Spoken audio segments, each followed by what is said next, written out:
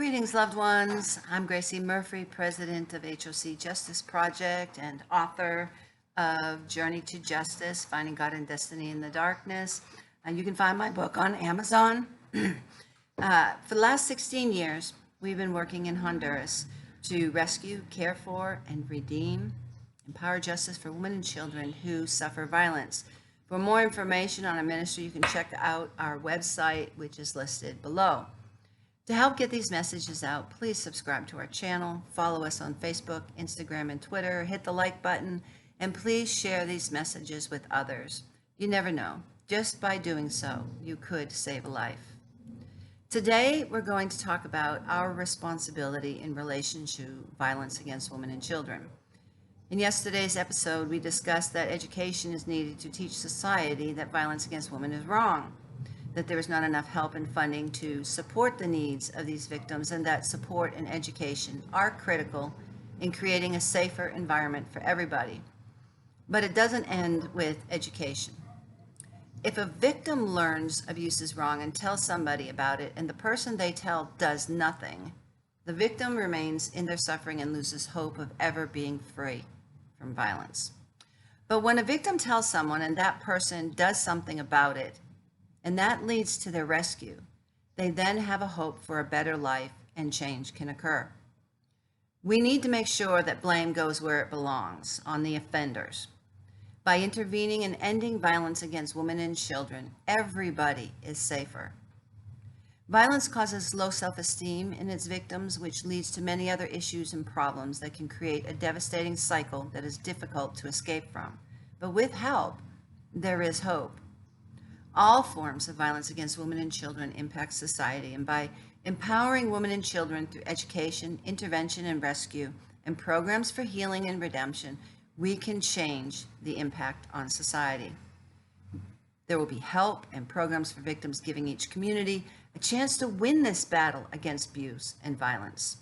If this problem is not brought to an end, then the cycle will continue, leading to bigger and bigger problems down the road. So what does this mean for us, for any of us, regardless of our faith? We can see what needs to be done on the human level to reduce violence against women and children. But what does God say? And again, I'm talking from my position of faith. In Isaiah 59:4, God says, no one calls for justice. In Isaiah 59, verses 8 to 9, God says, the way of peace they do not know. There is no justice in their paths. They have turned them into crooked roads. No one who walks in them will know peace. So justice is far from us, and righteousness does not reach us. In Isaiah 59:11, God says we look for justice but find none. You can read the entire book of Isaiah 59 and see clearly that the things described in this chapter reflect the condition of the world in which we live today. Going further down to Isaiah 59, verses 14 through 16, where it says, so justice is driven back, and righteousness stands at a distance. Truth has stumbled in the streets, and honesty cannot enter. Truth is nowhere to be found, and whoever shuns evil becomes a prey. The Lord looked and was displeased that there was no justice. He saw that there was no one. He was appalled that there was no one to intervene. That is one of my most favorite scriptures in the Bible. Everyone talks about justice these days. Talk is one thing, action is another. We need to not just talk about justice, but to do justice. We need to become an active part of pursuing justice in our communities. And please forgive the noise, it's just where we live.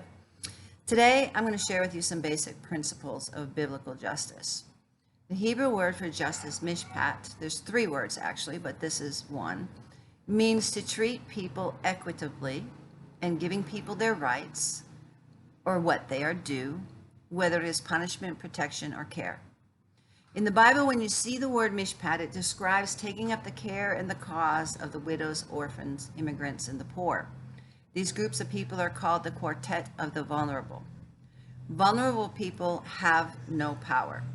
They are the invisibles of society. They are the people on whom others prey and abuse.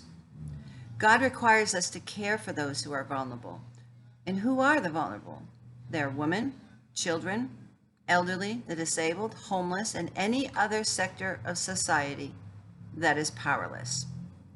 Basically, the mishpat, the justness of a society, is evaluated by how that society treats people in vulnerable groups. Any neglect shown to the needs of the vulnerables is not merely a lack of mercy or charity, but is actually a violation of justice. That's impactful. In Isaiah 61:8, God says, "For I, the Lord, love justice." In Isaiah 59, as we read a minute ago, God said he was appalled to see that there was no one to intervene.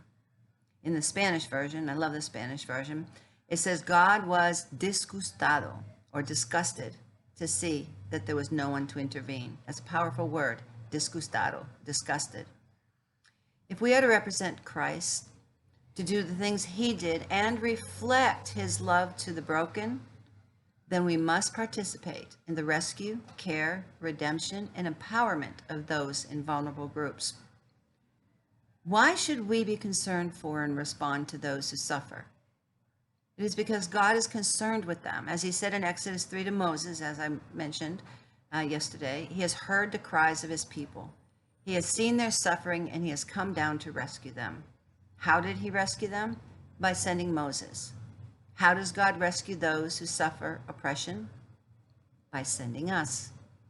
Jesus identifies with the powerless, the invisible, and the hurting. He takes up their cause. He is a father to the fatherless, a defender of widows. You can see that in Psalm 68:4-5. What does God tell us to do? In Micah 6:8, it says, "He has shown you, O man, what is good. And what does the Lord require of you? To do justice, love mercy, and walk humbly with your God." Another Hebrew word relating to justice is tzedakah, or zedek, which means to make things right, being just, or being righteous.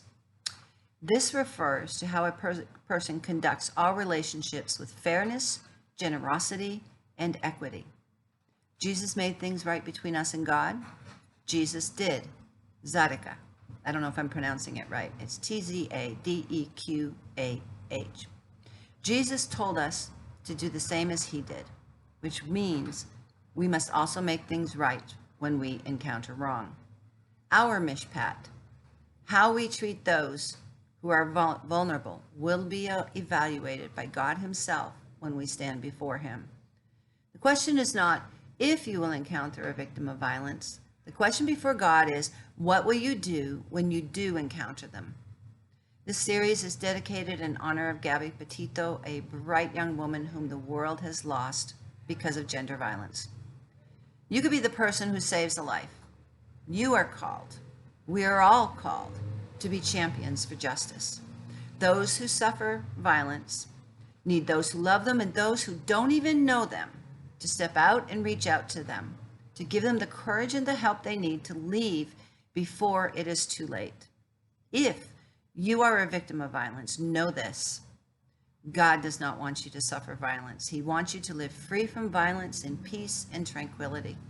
If you are a victim of violence or you find yourself in a dangerous situation, call 911 for help or reach out to somebody. Please reach out to somebody. To help get these messages out, please subscribe to our channel so you won't miss a single episode. Follow us on Facebook, Instagram, and Twitter. Hit the like button and please share these messages with others. You never know. By sharing these messages, you could save a life. If you, your organization, church, ministry, school, or business would like for us to provide training to your people, we can arrange it. Just email me at my address in the description. Tomorrow, we will talk more about our responsibility in response to victims of violence against women and children. Until then, God bless you.